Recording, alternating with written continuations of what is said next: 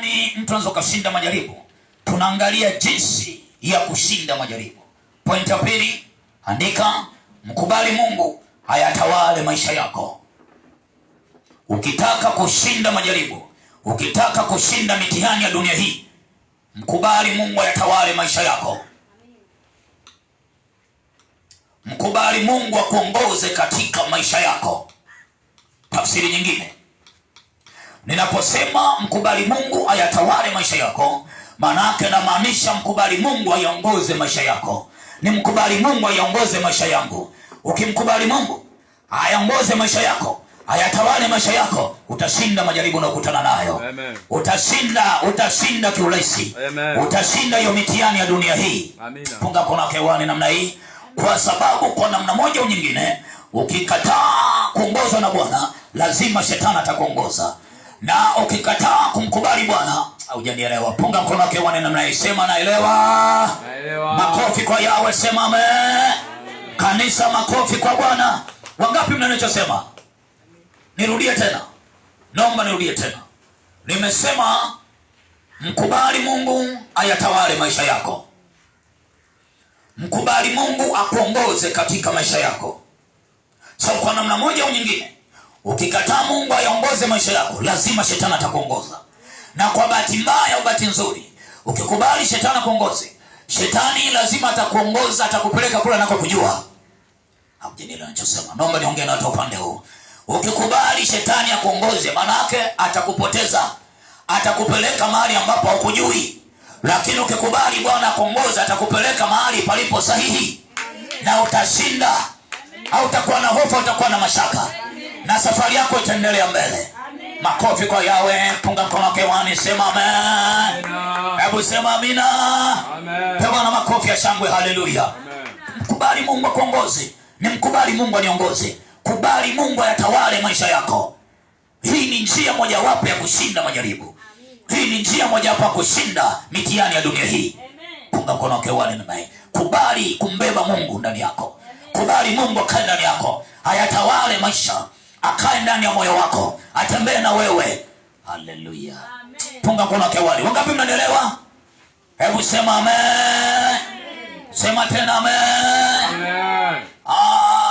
Biblia inasema kwenye Warumi, kwa kuwa hao wanaongozwa na Roho wa Mungu ni wana wa Mungu. Kwa kuwa hao, wakina nani? Manake sisi. Hao wakina nani? Manake wana wa Mungu. Kwa kuwa hao wanaongozwa na wana wa Mungu, wanaongozwa na Roho wa Mungu, ndio wana wa Mungu. Sikiliza, kilichomfanya Yesu mshinde shetani, haleluya, katika ile majaribu, sawa sawa na ile Luka sura 4 na ule mstari wa kwanza mpaka wa 9. Kilichomfanya Yesu ashinde majaribu pale ambapo shetani alipomwendea kumjaribu, ni kwa sababu alikubali kuongozwa na Roho wa Mungu. Amina. Haleluya. Maandiko yanasema Yesu akaja akiwa amejaa Roho, akaongozwa na Roho, akapelekwa ili ajaribiwe. Haleluya. Haleluya. Haleluya. Kwa kuwa hao wanaongozwa na Roho wa Mungu ndio wana wa Mungu. Kubali kuongozwa na Bwana. Amina. Bwana makofi ya shangwe, sema amen. Hii ni njia nyepesi ya wewe kushinda majaribu. Hii ni njia nyepesi ya wewe kushinda mitihani ambayo unakutana nayo.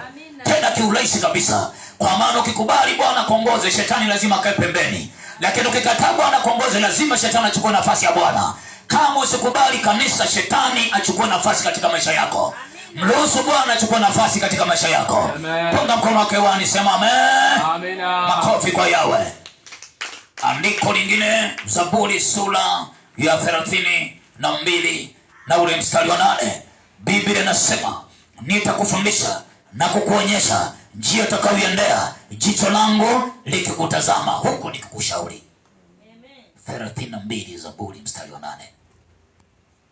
Fundisha na kukuonyesha njia utakayoiendea, nikikushauri, jicho langu likikutazama. Punga mkono kewani namna hii. Anaposema nitakufundisha, maana yake nitakuongoza katika njia iliyo sahihi. Haleluya. Haleluya kanisa. Haleluya. Haleluya. Hebu sema amen. Makofi kwa Yahweh. Marufuku kurudi nyuma. Nakwambiaje, utashinda. Amina. kama wengine wanavyoshinda na utashinda. Amina. Na hii ndio njia rahisi. Ukiwa na Bwana utashinda, kwa maana mkono wa kuume Bwana atakushika. Daudi anasema katika magumu yote nalimwona Bwana ameketi mkono wa kuume wa Mungu. Katika magumu yote, katika majaribu yote, katika mitihani yote, nalimwona Bwana ameketi mkono wa kuume. Bwana makofi ya shangwe. Haleluya. Hebu sema amen. Amen. Sema tena ndio. Ndio. Makofi kwa Yawe, makofi kwa Yawe mpaka pale nyuma mpungia punga mkono wake wani. Pigie Bwana makofi ya shangwe, sema amina. Amen. Haya ya. Amen. Gonga na jina yako, mpigize jina yako, mwambie tuko kanisani. Tuko kanisani. Lakiwe. Amen. Kwa hiyo ukimkubali Mungu. Amen. Ukimkubali Mungu. Ukimkubali Mungu, hayatawale maisha yako, hayatawale maisha yangu. Utashinda hiyo mitihani unayokutana nayo. Utashinda majaribu unayokutana nayo. Mpe Bwana makofi ya shangwe, sema amen. Amen. Kuna wakati mwingine unaweza kusema Bwana, siko tayari kukutana jaribu hata moja. Lakini kwa kifupi naomba niongee ukweli halisi. Kwa kifupi, hakuna hata mmoja ambaye anapenda majaribu kukutana nayo. Tuongee ukweli kabisa. Hakuna hata mmoja, hata anayefundisha nisingependa. Lakini kuna wakati mwingine Mungu anapotaka kupeleka level nyingine au viwango vingine, kuna mambo unaweza kukutana nayo, kuna mitihani unaweza kukutana nayo, na hiki ndicho ambacho nimekuja kukutia moyo. Amina. Bwana makofi ya shangwe, sema amen. So kuna wakati mwingine Mungu saa zingine mbinguni anaweza katafuta njia, huyu nitampandishaje viwango vingine, ataendaje level nyingine, atakuwaje mtu mzima katika wokovu. Kuna vimitiani fulani kutoka vinakuja kutoka unaingia, na hakikisha katika kila mtihani unakutana nao unapasi, unapata 100 chini ya 100. Amen. Ukikosa sana 80 chini ya 100.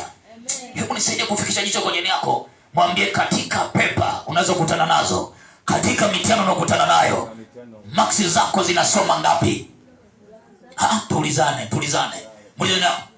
Mwambie katika majaribu unakutana nayo ambao ni mitihani ya dunia hii, maksi ni ngapi unakutana nayo? Unapata maksi ngapi? 100 chini ya ngapi? Punga mkono wake wani namna hii. Haleluya. Haleluya. So sometimes ili mwanafunzi awe ni wa form 4, awe ni wa form 3, awe ni wa form 1, ili aweze kwenda level nyingine, ili aweze kwenda form 4, lazima kutane na pepa hapa katikati.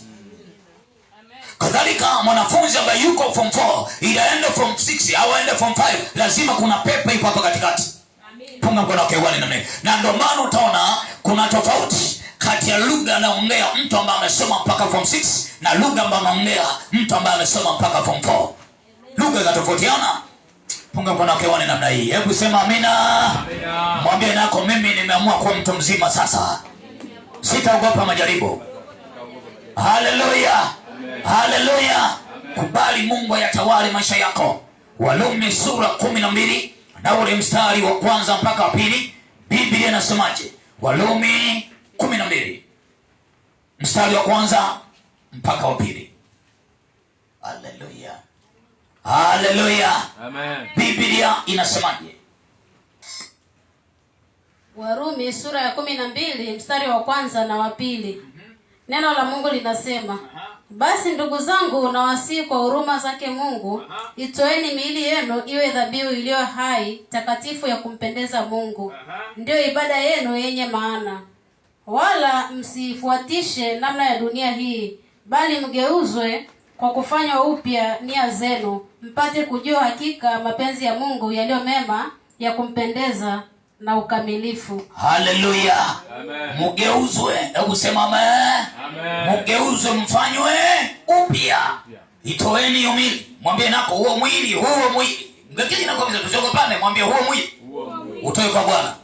Usipotoka kwa Bwana, Lucifer atautumia. Au jani anachosema Lucifer. Kwa nini sometime? Kama nilivyosema, kwa nini sometime shetani anaweza akakuchukua akakupitisha kwenye njia tofauti, kwenye majibu tofauti? Sababu akija nakuta huo mwili umetolewa kwa Bwana masaa 24, kwa shetani masaa 24.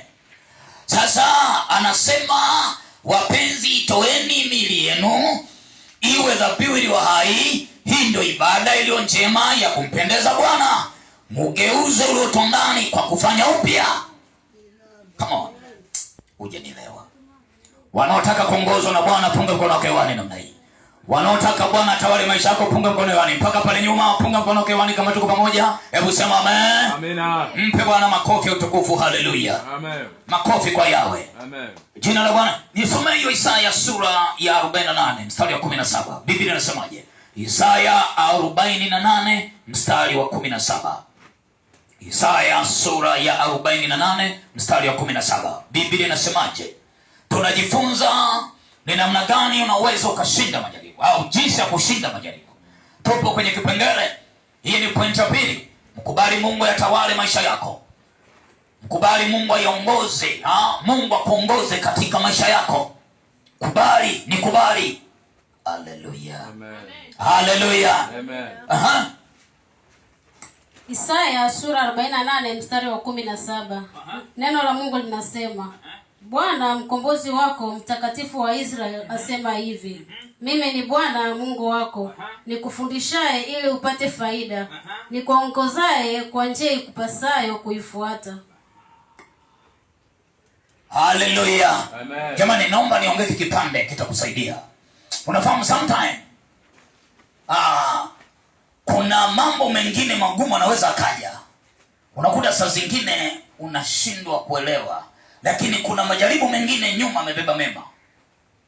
Kuna majaribu mengine kwa namna moja au nyingine tunasema ametoka kwa shetani, hayana faida. Na ni hapa anasema mimi ni Bwana Mungu wako, nikufundisha ili upate faida. Makofi kwa Yawe. Punga mkono wake wani.